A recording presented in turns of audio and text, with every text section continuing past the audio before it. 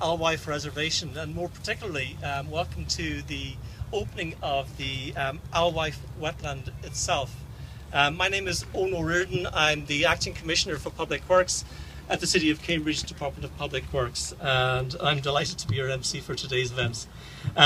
For those of you who are interested in having a tour of the wetland, once the official proceedings are completed, there are people in yellow day-glow jackets surrounding you, and each and every one of those people will be happy to provide you with a tour of the reservation and tell you as to how it's meant to operate in terms of both the ecological function and its stormwater function. Today marks the culmination of many years of planning, design and construction of an important piece of the plan to improve water quality in the Alewife Reservation and the ecological environment here in the reservation itself. This project is one of many projects associated with the Boston Harbour cleanup.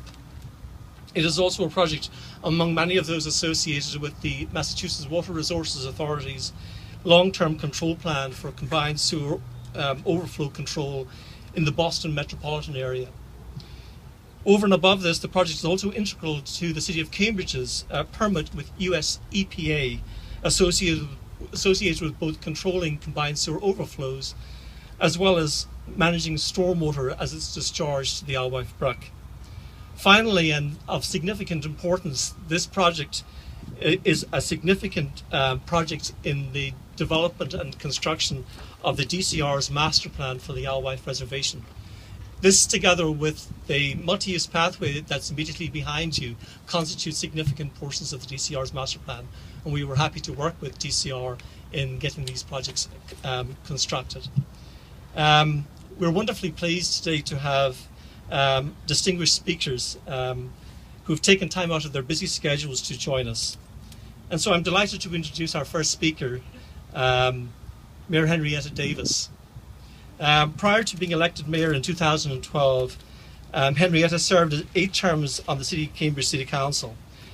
Henrietta has been a wonderful supporter of the various environmental projects undertaken by the city down through the years. Her advocacy, dedicated work specific to environmental issues is long-standing and profound, culminating most recently in a community compact for a sustainable future executed between Harvard, MIT, local businesses and the city. Please welcome Henrietta Davis.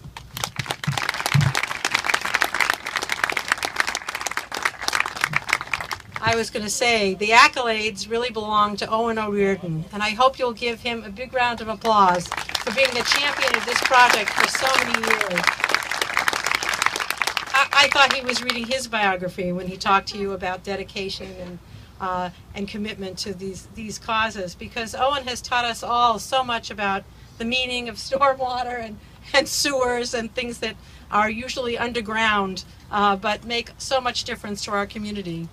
So first I want to thank also the Department of Public Works, thank the City Manager who's here with us today, Rich Rossi, and welcome especially to the Secretary of Energy and Environmental Affairs, Rick Sullivan, who's here. I think we're going to also have, the judges here too. I don't know all these people, but welcome to the Federal District Court Judge Richard Stearns. You probably made us do it, and we're really glad. EPA Region 1 Administrator Kurt Spalding, MWA Executive Director Frederick Lasky, and DCR Commissioner Jack Murray. This is what they mean by partnership and regional planning. This is it, right here. Isn't it beautiful? Yeah. This is what it should always look like. I also want to acknowledge the Community Development Department, the community people who've been working on this. Ellen Moss has kept us focused on this area constantly for such a long time. The Mystic River Watershed Association, I see there are representatives of that here. These groups all made this happen. It didn't happen all by itself.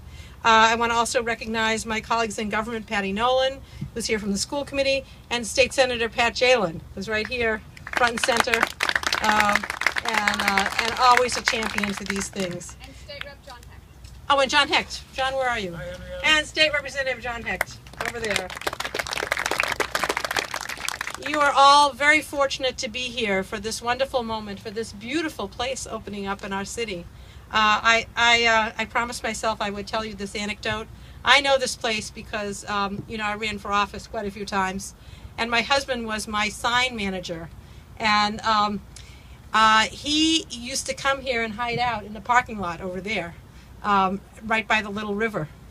Well, one time I came to find him there, and also hidden out there was school committee member Mitch Ryerson. Mitch Ryerson, the husband of a school committee member, also hiding out at the little river. I don't know what they're going to do now.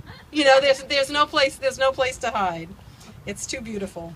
So this is part of our metropolitan park system, and it's part of our urban wilds, places that you don't even know are here, where beautiful wildlife lives. I was just saying on the way in here, it's the only place I've ever seen an American widgeon, which I think is the name of that duck that has a blue bill, down at Blair Pond at the other end here. This wildlife finds its way into the city through these corridors that we've been creating, and it's just wonderful to see this happen. So now Owen's given me a couple of fast talking points about that the Alewife Wetland is 3.5 acres in extent, among the largest constructed wetlands built in New England, serves to further polish by natural processes stormwater discharging from newly separated residential areas into the Alewife Brook. The processes include sedimentation, phytoremediation, I think that might be about plants, right? Is that plants? Temperature reduction, adsorption, and filtration. The wetland serves as the outfall for a 330-acre sub-watershed. The sub-watershed includes a large residential neighborhood over in Huron Avenue and Concord Avenue, where the neighbors have put up with an awful lot of construction, but to this wonderful benefit. And we want to especially thank the neighbors for their cooperation. I urge you to help me in giving them a round of applause for cooperating and having this happen. The project in and of itself costs in excess of $20 million, so we call this our Cambridge Big Dig, of which the city has provided $13 million. Actually, the Big Dig part of it is that the overall program will cost in excess of $150 million. Worked with the MWRA and the city, splitting the cost 50-50.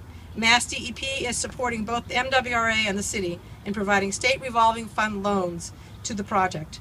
This program will eventually lead to an 86% reduction in combined sewer overflow discharges to the Alewife Brook, and that's a dramatic improvement in the water quality in this area and in the quality of this whole ecosystem. Let's see, and the program will lead to significant water quality improvements in the Alewife Brook and ecological system improvements in the Alewife Reservation. We are so very proud here in Cambridge to be a part of this. It helps us to meet our goals for sustainability, for water quality, and for transportation through the bike paths running through here. Thank you very much. Thank you all for coming, and thank you to all of you who've been involved with this. I also want to recognize State Representative Dave Rogers has joined us.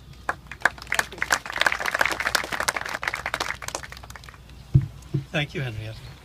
Our next speaker is City Manager Richard Rossi. Richie has worked with the city since 1971, serving in many different positions, including Deputy City Manager from 1981 until his appointment as City Manager this summer, in July 2013. Richie has been an unstinting supporter in the development of a long-term infrastructure renewal program for the city. Because of his leadership, we have developed a long-term strategy to address the infrastructure needs of an older community where much of the system dates back to the 19th century. He is committed to providing high levels of utility service at a reasonable cost while maximising the environmental benefit associated with such. So again, would you help me in welcoming Richie? Thank you.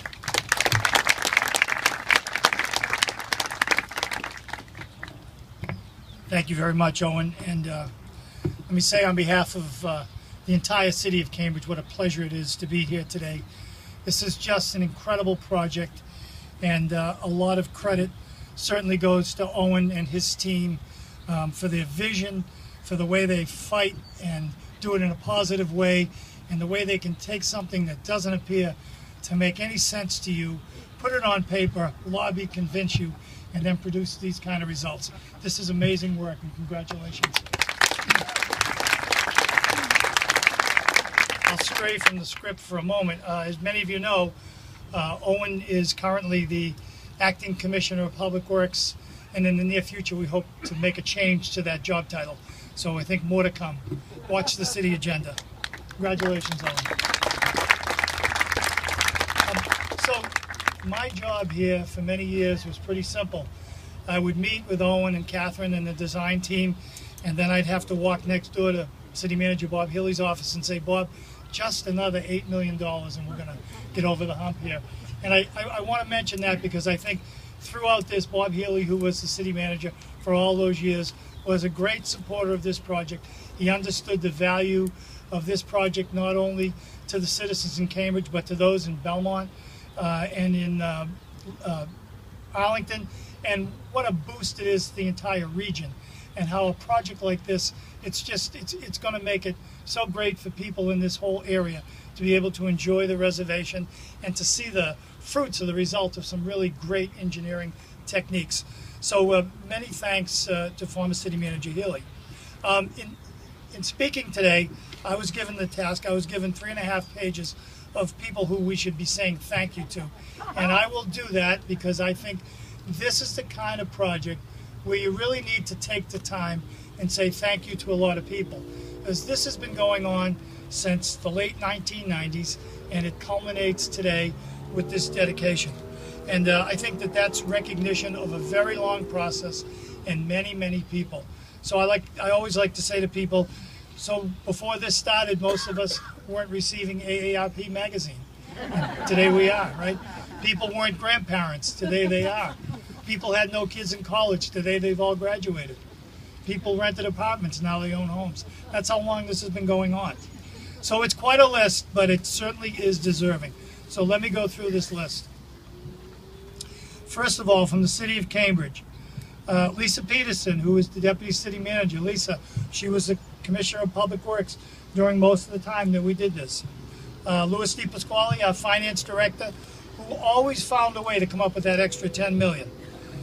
Nancy Glower and Liz Lashway, two people who are from the city's law department. Nancy's the city solicitor, and the two of them, Liz is an attorney in the law department, worked closely with Don Drisdell for many years, and they were as much a part of the consultant team as any of the engineering staff and DPW staff. They worked hours and hours to make sure this would come out the right way. To our purchasing department and Cynthia Griffin, to Jen Letourneau from the Conservation Commission, to Catherine Woodbury, who was so committed to this project. Catherine works in the Public Works Department, member of the engineering staff there, is a great planner and is so committed to this project. And again, she was somebody who sat with me time after time explaining to me why this was going to be so critical and why this would come out the way it did. And she was right. The vision was there, and they've done a tremendous job.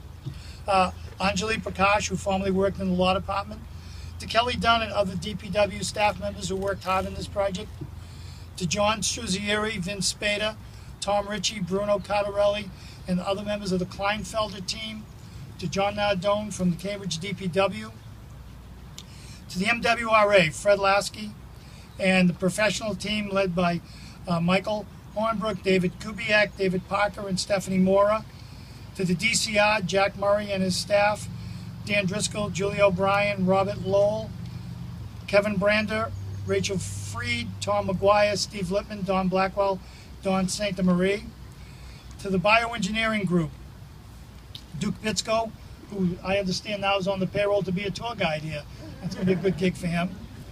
To Jim Whitehead, to Phil Rory, to Robert Garner, and many other members of the bio group, to Wendy Goldsmith too, to the Geos Hill family, Frank, John, Joe, and to Sam Dolan, to MHW Global, great effort and great support and enthusiasm by Bill Pisano. He was also a member of the elbow twisting team who would convince you with words that this was absolutely the right thing to do for the city of Cambridge. To Dennis Carr, to Sasha Kovacina, and other members of their team, and to many of the members of the team who have left since the beginning of the project. The Mass DEP, great support for Ken Kimmel's team at Mass DEP through permitting and funding. MassDOT, Frank DePaula, who's been a great help to the city of Cambridge in many, many ways. Frank was formerly with the MBTA. To our other project partners, our nonprofit group supporters, to Ellen Mass and Friends of the Alewife Reservation, to the Mystic River Watershed Association, and to the following companies and agencies who provided easements, both temporary and permanent, without any cost to the city or the authority, allowing us to place pipes and equipment across their properties. That's the value of construction mitigation, I would have to say. It was great work by everybody. To Bullfinch, to the Dodge Company, to the Heinz Company, the McKinnon Company, Linear Retail Cambridge, the Hanover Companies, the MBTA, the Mass Commuter Railroad, MassDOT, New Boston Fund, O'Connor Capital, and ONA, the Second Cambridge LLC. I would also like to take a moment to recognize others that are here with us today, including the state representatives that the mayor mentioned, and the elected officials from Cambridge and other dignitaries, and most importantly to their staffs. The staffs of these elected officials do a lot of work behind the scenes to enable us to get all the help that we need to move these projects forward. Also, I want to thank Joe Favallaro, the Executive Director of the MWA Advisory Board, to Matt Romero and Cornelia Porter from the Advisory Board, to Steve McCurdy, Director of the Mass DEP Municipal Services, to Russ Cohen, Divisioner of Ecological Restoration, Riverways, Mass Department of Fish and Game, to Ken Kimmel, DEP Commissioner, Glenn Shore, Steve Grossman, the State Treasurer, John Reinhardt, President of the Mystic River Watershed Association, Adam Chapelain, the manager in Arlington, and David Kale, former Cambridge employee, who is the manager in Belmont. Let's see if anybody else. Eon Kar Singh Kashla, Executive Director of the Mystic River Watershed Association. So that, and let's also thank the governor and his staff too for making sure that these funds were available. And I'd also want to mention that we should celebrate the opening of the multi-use path, which has great views of this entire project. And I want to thank MassDOT for the design and construction, and I want to thank the DCR for having secured the property and for maintaining the property in the future. I also want to thank all the reps and senators who worked hard on this to help us. This is going to be an important connection not only to the Alewife Station, but also to the Minuteman Bike Path. And so just as the mayor said, so this is what Cambridge is all about. We really promote healthy behaviors in transportation, and we do so by trying to do things that also advantage the entire region and our local communities that we hope to work closely with. So for today, what a great project. I'm sorry for the endless list. It seems like you're watching the all the names after the Academy Awards, but I think this deserves that kind of recognition because of the length of time and because of the effort that even the smallest person in this played. So it is a great, great project for Cambridge and for the region. I want to thank you all, and please enjoy this reservation. Thank you.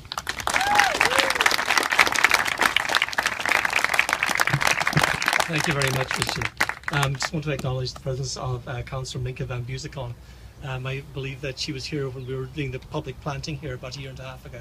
So you're very welcome this afternoon. Next speaker is Rick Sullivan, Secretary of Energy and Environmental Affairs. Secretary Sullivan oversees the Commonwealth's 6 environmental, natural resources and energy regulatory agencies: the Department of Environmental Protection, Public Utilities, Energy Resources, Conservation and Recreation, Agriculture and Fish and Game.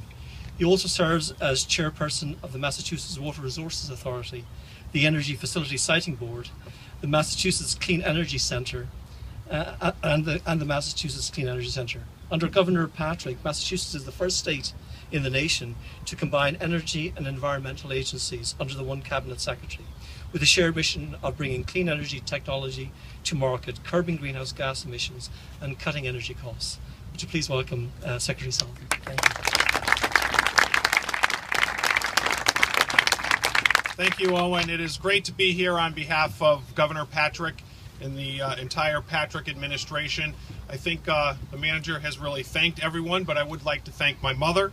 There's the only one left. But this is a day of thank yous and celebration, and as the mayor said, it really is a great example of what can happen with quality regional planning. But it is also a day of celebration of what can happen when you have vision and commitment, a lot of volunteer help, when you have a judge who is willing to make an order with a vision of what could be in the future, what is not now today. And I have to say, Judge Stern not only has made orders over the years and made findings over the years, but then has followed through, and this is not the first time the judge has been back to see the good work as a result of those decisions, and I thank you for that. It is the commitment of the MWRA, Fred Lasky, its executive director, its board, its advisory boards, who are committed to being good environmental stewards. It is celebrating the good works of Mayor Davis, all the elected officials here and the boards in Cambridge for their leadership in the environment. And I don't think it is by accident that I have been here many, many times on all types of issues: water, transportation, electric vehicles. Cambridge really has led the way. It is the leadership and the votes, the tough votes sometimes, that our elected officials at the State House take on behalf of its constituents. It's the leadership and the commitment at DCR as our environmental stewards. And why do we all do this? At the end of the day, it is from what we see across the way. It is families that are coming out to enjoy the environment for passive and active recreation. It is tying it into housing and commercial expansion that is happening within our cities across the Commonwealth of Massachusetts. At the end of the day, it is about the quality of life in the communities that we live in. And when you ask residents why they live in the cities or the towns that they live in, or in the Commonwealth that they live in, they will talk about the quality of life. And at the top of that definition of quality of life is access to open space, access to recreation, access to our rivers and streams and fishing and family farms.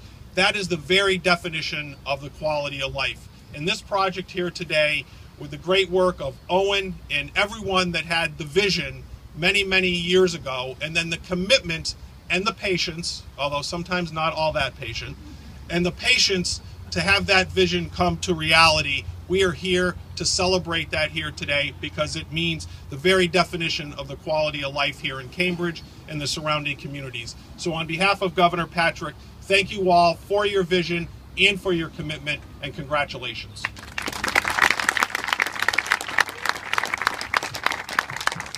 Thank you very much, Secretary Sullivan. It's my distinct pleasure to introduce Federal District Court Judge Richard Stearns as our next speaker. Judge Stearns has served as a federal judge in the United States District Court of the District of Massachusetts since 1993. Prior to his service as federal judge, he served as on the Superior Court of Massachusetts and as U.S. Attorney for the District of Massachusetts. Judge Stearns presides over the Boston Harbor cleanup case, which is the basis behind the combined sewer overflow control program for the Alewife Brook, for which the stormwater wetland is an integral piece.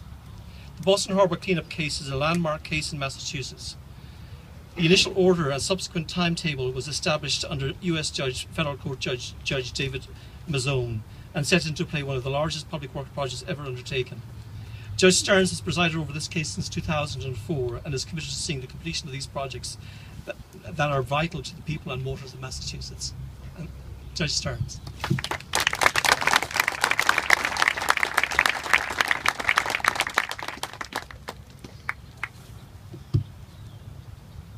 Well, this is not my first visit to this site, which is a remarkable marriage of civil engineering with the very best of science and environmental aesthetics.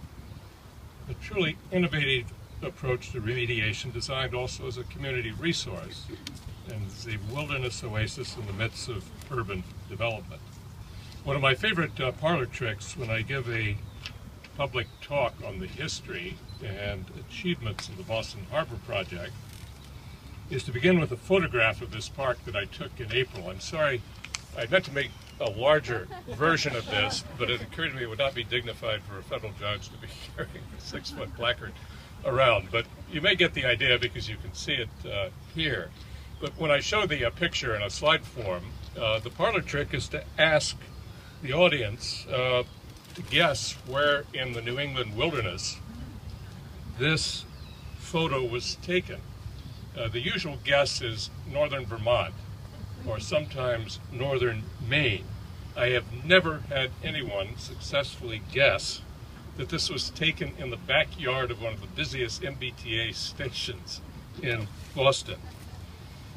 As others have done, I want to give special recognition to the city of Cambridge, to its employees, to Owen in particular, whose dedication to this park and wetland I have seen firsthand during the construction. I want to acknowledge also the city's leaders, Mayor Davis and City Manager Rossi, whose combined efforts with those of the MWA has brought this small patch of the Garden of Eden to life. This is, of course, a celebration in a sense of the Little River. I want to remind you of another river because this project is a piece of a much larger parcel. When the Federal Writers Project during the Great Depression assembled their great guidebook to Massachusetts, the second longest chapter is dedicated to the city of Cambridge. And it begins with the sentence, "On the banks of the beautiful Charles River is nestled," and so on. The Charles River is, and I'd like to remind you, is our next big project. In March 15th, 2006, the MWRA, the DEP, and the EPA came to an agreement, which was ratified ultimately by me on behalf of the court, to bring the Charles River into the long-term plan to control combined sewer overflow that eventually reaches Boston Harbor, which is the ultimate concern of the master plan. With Alewife Brook and the Mystic River now part of a 15-year project that will require perseverance, it will require patience, but keep in mind that in 1988, over 1.7 billion gallons of untreated combined sewer overflow was discharged into the Charles River. Our goal is to reduce this discharge over the life of the plan by over 99%. 7.8 million gallons, most of which will be treated at the Cottage Farm facility before being released. As the EPA's annual report card, which I just looked at, reminds us, there is still much to be done. Although bacterial standards for swimmability and potability in the Charles River have improved from 39% and 19% in 1996, you remember when Governor Weld famously plunged into the river full clothed to demonstrate his support for the cleanup of the Charles River. Today, we're on the way. 87% potability and 67% swimmability achieved in 2012. Our goal is to get that number to 99% within the next 3 to 4 years. I may have forced you into doing this. I don't think so. I think the will of the city of Cambridge was always there. Like any large, complicated project, there are always obstacles and stumbling blocks. But in the end, everyone came together, and this is the result of what we were able to do. So congratulations to all of you. It was wonderful to be part of this project.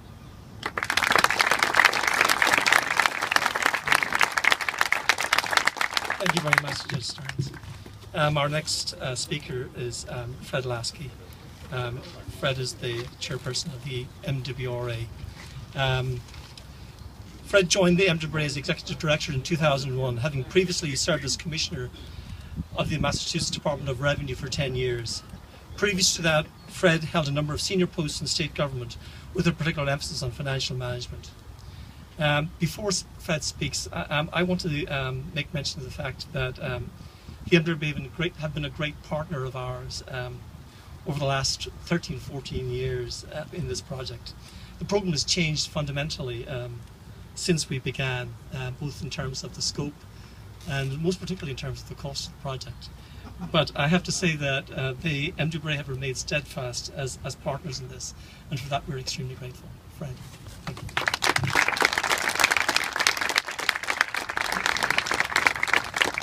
Owen, you did it. We did it. Success has many parents, and a lot of people here today are very proud of being part of this successful project. And I would just like to introduce our board of directors. Joel Barrera is here. I think Kevin Carter is here, and Andy Pepper-Sturgeon are here. And they are individuals who on a volunteer basis serve on our board of directors. And they work tirelessly along with Chairman Sullivan to do the right thing. And as Owen said, they've done the right thing in the CSO program. I'd like to also thank Joseph Favolaro from our advisory board. And I think it's important to recognize that the member communities of the MWRA on the sewer side paid for our share of this. So ratepayers from Norwood and Framingham and Reading all contributed to the cost of this and the rest of the CSO program. And it was a decision that was made many years ago to share, there's a lot of talk about environmental justice, to spread those costs across the entire rate base as opposed to those individual communities who were faced with the combined sewer issues. I'd also be remiss if I didn't recognize Senator Jalen, who is a fierce advocate for the Mystic River watershed, and thank you for your support up in the State House. We appreciate it. I'd also like to just recognize someone who's worn many, many hats over the years and has always been an advocate not only for this bike trail, but others. Representative Paulson from Belmont, thank you for all you've done over the years.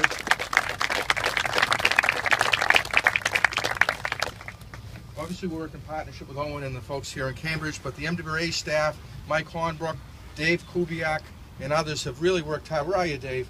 There's Dave, along with Stephanie Mora, and they've really worked hard. There's a whole group of us here, so they won't go down that road. We'll be here till I introduce Rick's mother again. Judge Stearns, thank you for your leadership. And it is still a little intimidating to get the call that the judge would like to go see something that we mentioned in the quarterly report. And here we found ourselves out here in the spring, walking around here. The plants had just been planted and looking at it, and he's asking Owen all kinds of tough questions. It was a great thing, and you've done it many times. And I thank you for your interest, and I thank you for the diligence in which you do your job, along with your trusty assistant marshal. So thank you so much. I would like to just follow up with what the judge said and put this in a larger context. This is one of 35 projects in the MWRA's combined sewer overflow program. It's over $900 million, almost $1 billion in spending. There's 31 of the 35 projects are complete. In other areas, the results of those projects is very, very evident. The beaches in South Boston, which were oftentimes closed for days and days in the summer after those thunderheads came through, had a spectacular summer with the big storage tunnel that we built. It has been deemed one of the cleanest urban beaches in the country. The Charles River, if you used to fall in the Charles River, you'd have to be taken to Mass General to be disinfected. They now have swims and other things there. The program has really worked, and it's worked well. And that wouldn't have happened without all the support of our member communities, the smart people who figured that out. And just to put some of it in context, part of the CSO program, in the various pieces of the CSO program, we've laid 80 miles of storm and sewer pipes. That's laying a pipe from here to Worcester and back. There's been a lot of work.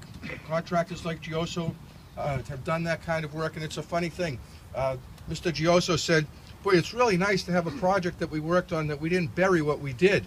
And I think that's an important issue to realize. This could have been a concrete storage tank. That's one of the options, to bury this big concrete tank and be done with it. And we didn't. We did the right thing. And I would say this, as public servants, I'll speak for myself. We had some training today.